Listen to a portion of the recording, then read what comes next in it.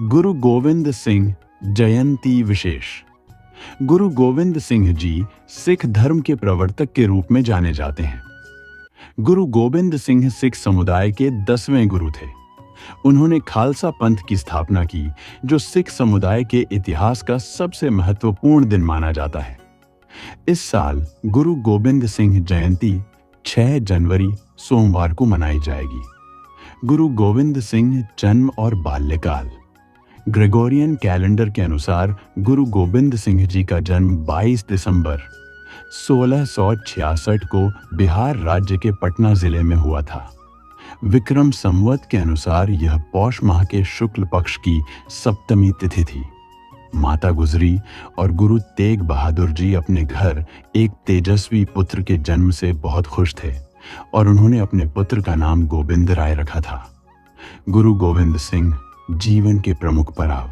सन 1670 तक वे पटना में रहे। यहाँ जिस घर में उनका जन्म हुआ था, वहाँ उन्होंने अपने बाल्यकाल के प्रथम 4 वर्ष बिताए और उसके बाद गुरु गोविंद जी अपने परिवार के साथ पंजाब में आ गए। मार्च 1672 में गुरु गोविंद जी का परिवार हिमालय के शिवालिक पहाड़ियों में स्थित चक नानकी नामक स्थान पर रहने चला गया। इसी स्थान पर इनकी शिक्षा प्रारंभ हुई। यहाँ उन्होंने फारसी, ब्रिज और संस्कृत भाषा सहित और सैन्य कौशल में भी पारंगत प्राप्त की। 11 नवंबर 1675 के दिन औरंगजेब ने दिल्ली के चांदनी चौक में सार्वजनिक रूप से उनके पिता गुरु तेग बहादुर का सिर कटवा दिया। 29 मार्च 1676 को वैशाखी के दिन गोविंद सिंह सिखों के 10वें गुरु घोषित हुए। सन 1874 में उन्होंने चंडी दीवार की रचना की। अप्रैल 1850 में सिरमौर के राजा मत प्रकाश के निमंत्रण पर गुरु गोविंद सिंह सिरमौर राज्य के पामवटा शहर में रहने चले गए। सन 1887 में नादौन की लड़ाई में गुरु गोविंद सिंह और उनके मित्रों ने मिलकर आलिफ खान की सेना को हरा दिया। नवंबर 1688 में भंगानी के युद्ध के कुछ दिन बाद गुरु गोविंद सिंह रानी चंपा के अनुरोध पर वापस आनंदपुर साहिब आ गए। सन 1695 में एक मुगल राजा दिलावर खान ने अपने बेटे हुसैन खान को आनंदपुर साहिब पर हमला करने के लिए भेजा। इस युद्ध में गुरु गोविंद सिंह ने पुनः विजय प्राप्त की और हुसैन खान को मार गिराया। सन 1699 में बैसाखी के दिन खालसा पंथ की स्थापना की और सिख धर्म की विधिवत दीक्षा प्राप्त की। 7 दिसंबर 704 को गुरु गोविंद सिंह के दोनों बेटे जोरावर सिंह व फतेह सिंह जी को दीवारों में चुनवा दिया गया।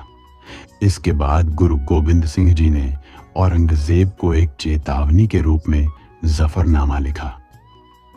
8 मई सन 1705 में मुक्तसर नामक स्थान पर गुरु गोविंद सिंह और मुगलों के बीच एक भयानक युद्ध हुआ, जिसमें गुरु गोविंद जी की जीत हुई।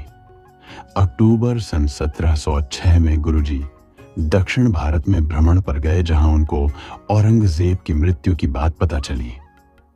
विवाह एवं संतानें। गुरु गोविंद सिंह की 3 पत्नियां थीं।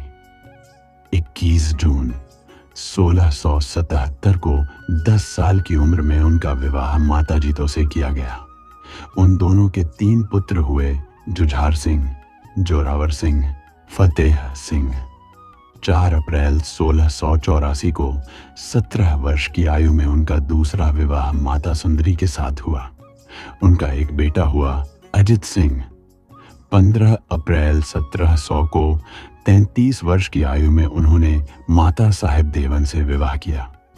इनसे गुरु गोविंद सिंह की कोई संतान नहीं थी। प्रमुख बातें। गुरु गोविंद सिंह ने पवित्र ग्रंथ गुरु ग्रंथ साहिब को संपूर्ण करके और सिख समुदाय में प्रचलित किया।